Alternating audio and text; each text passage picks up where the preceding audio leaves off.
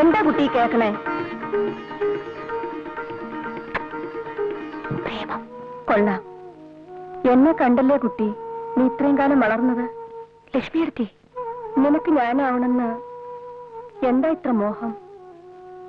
ആണിനൊന്നും നഷ്ടപ്പെടില്ല, പെണ്ണിനതല്ല കുട്ടി. എനിക്കറിയാം ലക്ഷ്മി എടുത്തി, എനിക്കൊന്നും നഷ്ടപ്പെട്ടിട്ടില്ല, എന്റെ മനസ്സൊഴി. വേറെ ഏതെങ്കിലും ഒരു ചെറുപ്പക്കാരന്റെ പേരായിരുന്നെങ്കിലും അമ്മയ്ക്ക് ഇത്ര അരിശം വരില്ലായിരുന്നു. വെറുതെ ആൾക്കാർ അതും ഇതും പറഞ്ഞുണ്ടാക്കുന്ന ലക്ഷ്മി എടുത്തി. പ്രഭുവിനെ എനിക്കറിയാം. അതല്ല മോളെ, പിന്നെ അയാളുടെ വീടിനെ കുറിച്ചും അമ്മയെക്കുറിച്ചും അച്ഛന്റെ മരണത്തെ പറ്റിയൊക്കെ എന്തൊക്കെയോ കേൾക്കണോ? എനിക്കറിയില്ല, അതൊന്നും തിരക്കേണ്ട ആവശ്യം എനിക്ക് തോന്നിയില്ല. നമ്മുടെ നാട്ടിലെ ആൾക്കാർക്ക് എന്താ ജോലി? പരദൂഷണം. അവനവന്റെ ജോലി നോക്കി നടന്നാൽ യാതൊരു കുഴപ്പമില്ല.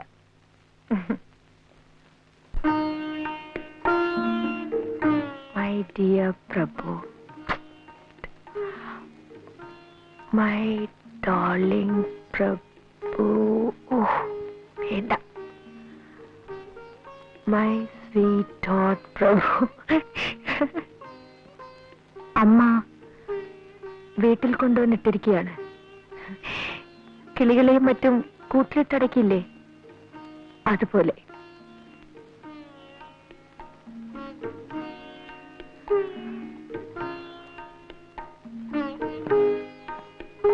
എന്തൊരു ഭംഗിയായിരുന്നു നമ്മളൊത്ത് കഴിഞ്ഞിരുന്ന ആ ദിവസങ്ങൾക്ക്.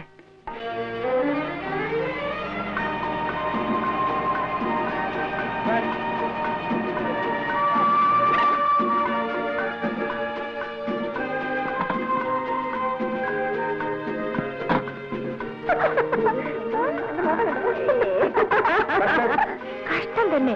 എന്തായി കുട്ടികൾക്ക്? അവര് പിന്നെ എന്ത് ചെയ്യണം? ഓടിച്ചൊന്ന് മാലയിടണോ? നിനക്കതിൽ ഹീറോ ആയിരിക്കും എന്ന് പറഞ്ഞ് ഇങ്ങനെ അങ്ങ് പേടിക്കാൻ തുടങ്ങിയാൽ അത് കുറച്ച് കടുപ്പം തന്നെയാ. ഒരാൾ സിസ്റ്ററിനെ കാണാൻ ഹോസ്റ്റലിൽ വന്നാൽ ഇങ്ങനെയാണോ പെരുമാറേണ്ടത്? അങ്ങനെ അങ്ങ് ആളെ പിടിച്ച് നിന്ന ആളാണോ? ഞാനൊന്ന് നോക്കട്ടെ. കല്യാണി, കല്യാണി,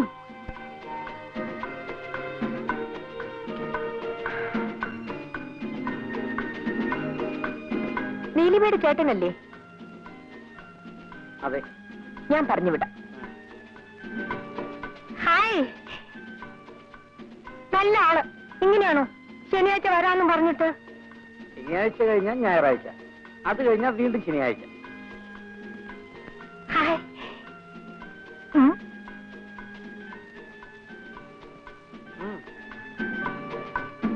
താങ്ക്സ്.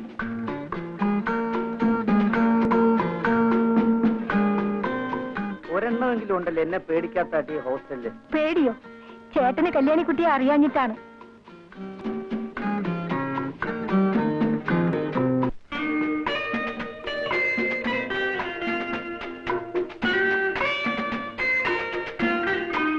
ഇവരൊക്കെ ആരാ?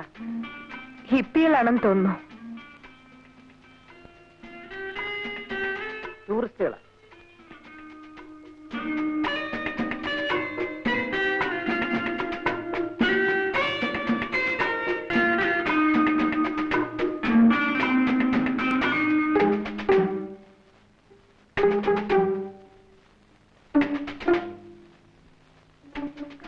ഇതെല്ലാം ചില പഴയ ടെക്നിക്കുകളാ.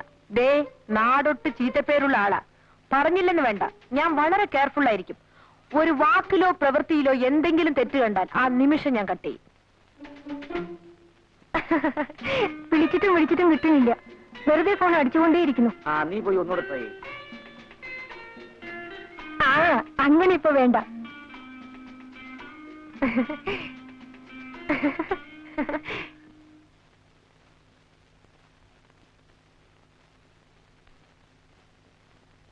എന്തൊരു കിടപ്പാടി ഇത്? എഴുന്നേറ്റ് മര്യാദയ്ക്ക് കിടക്ക്. അധിക പ്രസംഗം.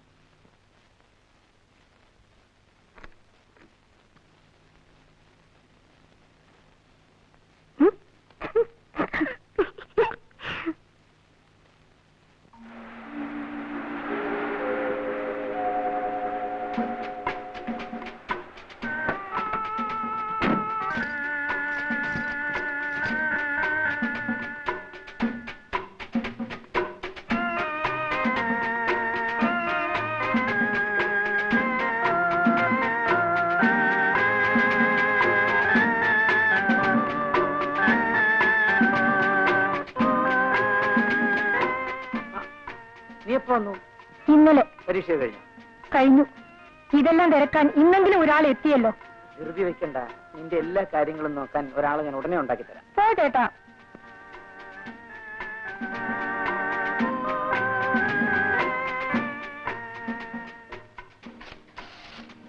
ചേട്ടന്റെ മനസ്സിൽ എന്താ ഉള്ളതെന്നൊന്നറിഞ്ഞാൽ ഞാൻ തന്നെ കല്യാണിക്കുട്ടിക്ക് ഒരു കത്ത് എഴുതാമായിരുന്നു. എന്റെ മനസ്സിൽ എന്താ ഉള്ളതെന്ന് അറിയാമോ? ഒരു വലിയ മണ്ണാങ്കട്ട. ഇത്രയും വലിപ്പമുള്ള ഒരു വലിയ മണ്ണാങ്കട്ട എന്റെ അടുത്തുനിന്ന് രക്ഷിച്ചോണ്ട് പോയിരിക്കല്ലേ അവിടെ വീട്ടുകാര്. എന്താ വേണ്ടെന്ന് വെച്ചാൽ ചെയ്യട്ടെ. കുറെ പെൺകുട്ടികളുടെ കൂടെയാണ് എനിക്ക് അടുത്ത വർഷവും അവിടെ താമസിക്കേണ്ടത്. എന്റെ പേരും പറഞ്ഞ് അങ്ങനെ ആരും അഭിമാനിക്കണ്ട. ആരും തലപൊക്കി നടക്കാനെങ്കിലും ഒന്ന് സമ്മതിച്ചാൽ മതിയായിരുന്നു.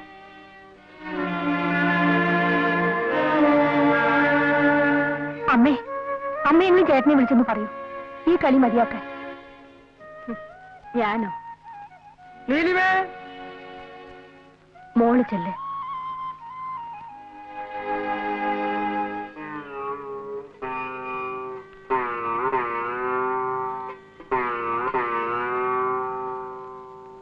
ഞാൻ പറഞ്ഞാൽ നീ അതനുസരിക്കും. അച്ഛൻ പറഞ്ഞതാണല്ലോ എന്ന് കരുതി. പക്ഷേ അവനോട് ഇത് പറയാൻ എനിക്ക് അധികാരമില്ല. രണ്ടാനച്ഛന് സ്ഥാനമേ ഉള്ളൂ എന്ന് മനസ്സിലാക്കുന്നുണ്ട്. ഞാൻ അവനോടൊന്നും പറയാറില്ല. അത് പേടിച്ചിട്ടൊന്നും അല്ല. വേണ്ട, ആരും പറയണ്ട. എന്താ താമസം? ജീരകവെള്ളം റെഡിയായിരുന്നു. മോളെ, ഇന്ന് അച്ഛന്റെ കൂടെ ഇരുന്ന് ഊണ് കഴിക്കണം. വേണ്ട, ഞാൻ നമ്മുടെ കൂടെ ഇരുന്ന് ഊണ് കഴിച്ചോളാം.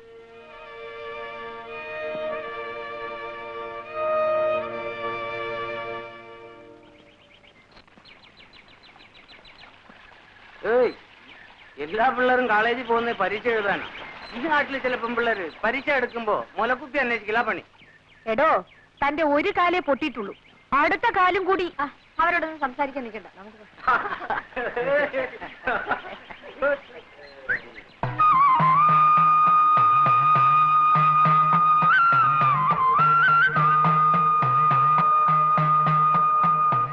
ശോഭേ, നാട്ടിൽ വന്നിട്ട് നീ എന്നെ തിരക്കിയതും കൂടി ഇല്ലല്ലോ. പരീക്ഷയ്ക്ക് എങ്ങനെ എഴുതിയിടാ? തിരക്കേടില്ല. ശോഭേ, വരൂ കുട്ടി, നിൽക്കാൻ നേരമില്ല. എന്നാ ഞാൻ വരട്ടെ. ആ കുട്ടിയായിട്ട് വലിയ ചെങ്ങാത്തൊന്നും വേണ്ട, അതിനോട് മിണ്ടിയാ മതി. നിനക്കൂടെ ചീത്തപ്പേരാ. വരൂ.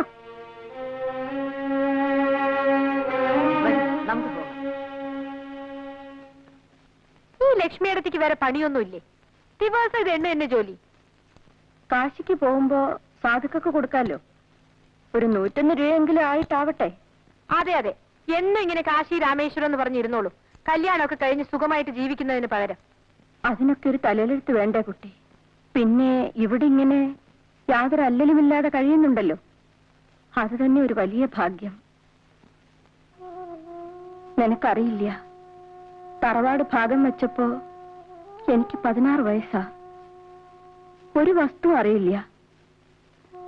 എല്ലാരും കിട്ടിയതും വാങ്ങി അവരവരുടെ വഴിക്ക് പോയി. ലക്ഷ്മിയടത്തേക്ക് മാത്രം ആരും ഉണ്ടായിരുന്നില്ല. അമ്മയില്ല, അച്ഛനുമില്ല.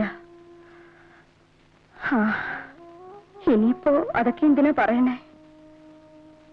നിന്റെ അമ്മയില്ലാന്ന് വെച്ചാ ഇന്ന് ഞാൻ ഉണ്ടാവായിരുന്നില്ല. ലക്ഷ്മിയടത്തി കിടന്നുറങ്ങേ, എനിക്ക് ഉറക്കം വരുന്നു.